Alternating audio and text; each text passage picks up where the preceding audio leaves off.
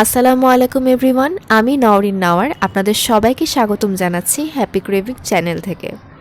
আজকে আমি তৈরি করে দেখাবো ডিমের কোরমা। ডিমের কোরমা কিন্তু আমরা কম বেশি সবাই অনেক পছন্দ করি এবং পোলাওয়ের সাথে খেতে কিন্তু এই ডিমের কোরমা বেশ দারুণ লাগে। তো আজকে আমি আপনাদের সাথে সেই রেসিপিটি শেয়ার করব। আশা করব আমার রেসিপিটি আপনাদের ভালো লাগবে। যদি রেসিপিটি ভালো লাগে তাহলে অবশ্যই চ্যানেলটি সাবস্ক্রাইব করবেন।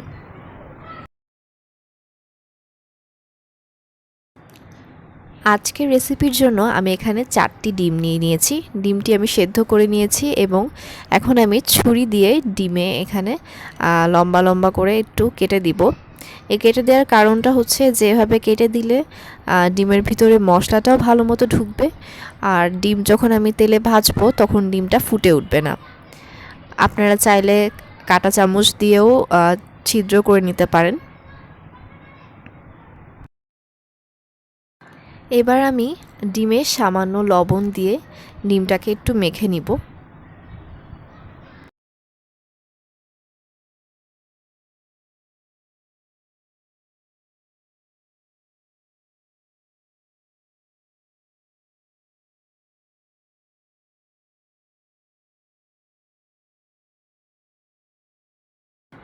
আজকের রেসিপির জন্য আমি পেঁয়াজ বেরেস্তা ব্যবহার করব।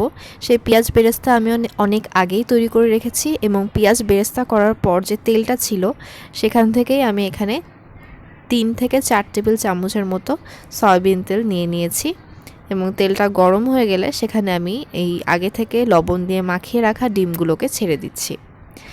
ডিমগুলোকে হালকা করে একটু ভেজে নিব বাদামি একটা কালার আসা পর্যন্ত।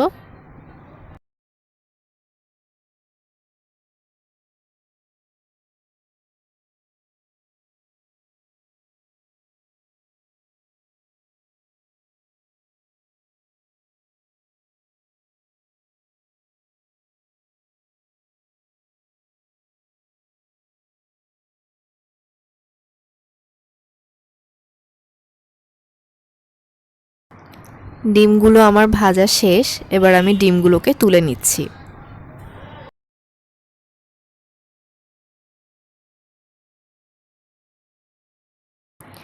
ডিমগুলো তুলে নেওয়া হয়ে গেছে। এবার সেই একই তেলে আমি এখন দুটো এলাচ, দুটো দারচিনি এবং দুটো তেজপাতা ছিঁড়ে দিয়ে দিচ্ছি।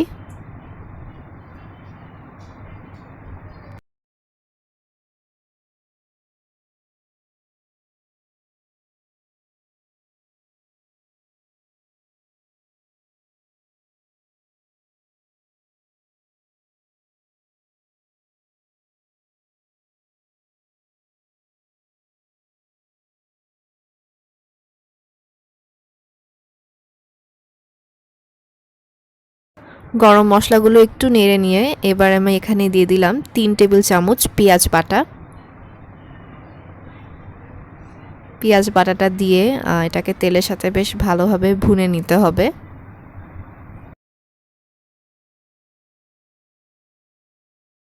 এবার আমি এখানে দিচ্ছি 1 চা চামচ আদা বাটা এবং আধা চা চামচ রসুন বাটা।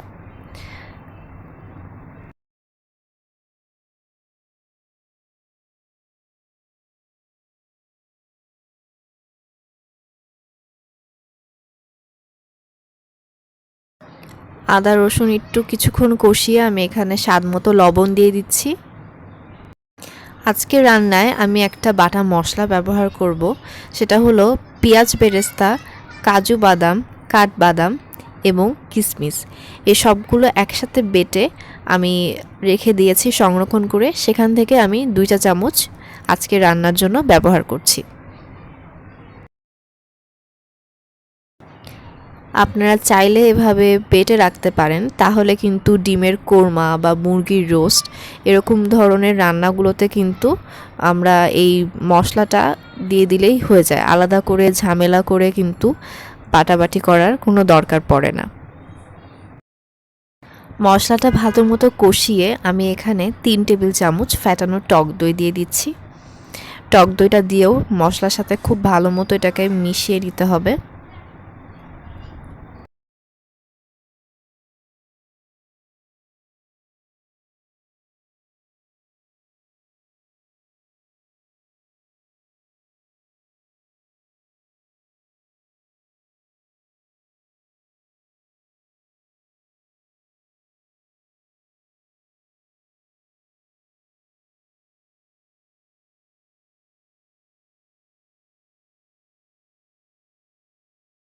মশলাটা খুব ভালো মতো কষিয়ে নিয়ে এবার আমি এখানে ডিমগুলোকে দিয়ে দিচ্ছি।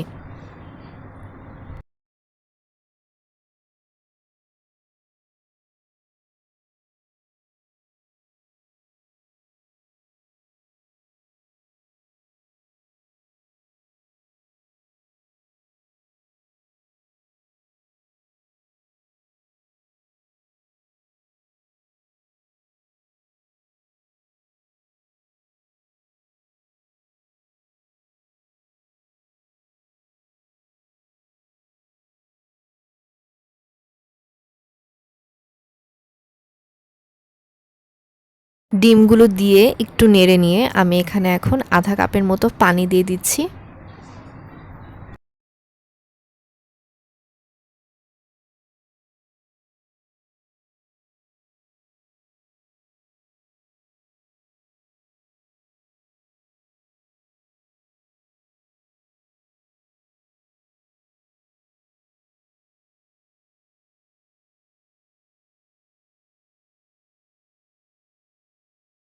এবার আমি ডিমটিকে ঢেকে রান্না করব 10 থেকে 15 মিনিটের মতো।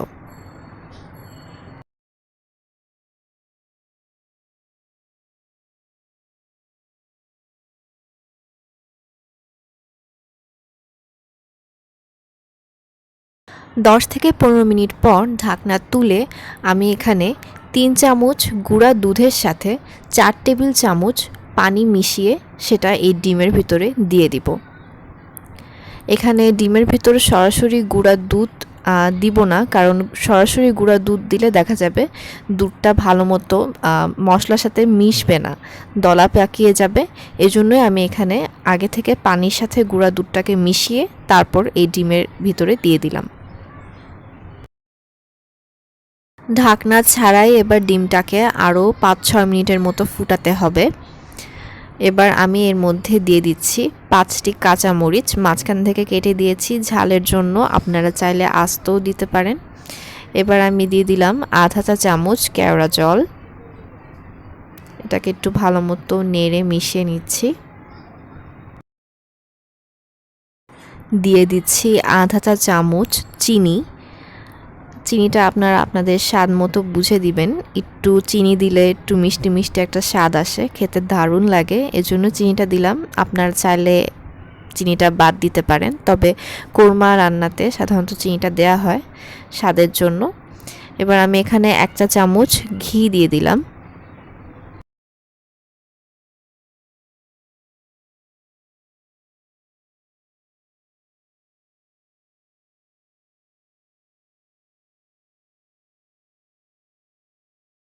এবার আমি এখানে দিয়ে দিলাম পেঁয়াজ বেরেস্তা। আমি এখানে 1/4 কাপের মতো পেঁয়াজ বেরেস্তা দিয়ে দিয়েছি।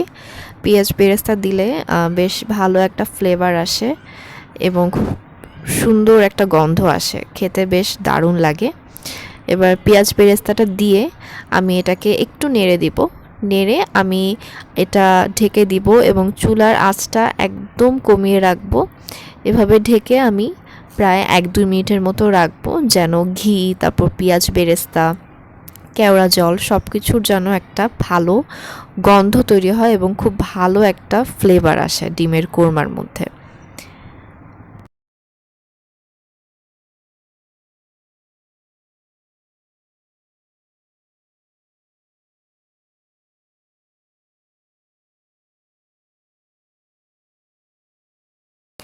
ঢেকে দেওয়ার 1-2 মিনিট পর চুলাটি নিভিয়ে দিব এবং আমার ডিমের কোরমাটা কিন্তু পরিবেশনের জন্য একদম প্রস্তুত। আশা করব আমার আজকের রেসিপিটি আপনাদের ভালো লাগবে এবং এই ঈদে আপনারা অবশ্যই এটা তৈরি করে খাবেন এবং আমাকে অবশ্যই কমেন্ট বক্সে জানাবেন যে কেমন হয়েছে। ধন্যবাদ।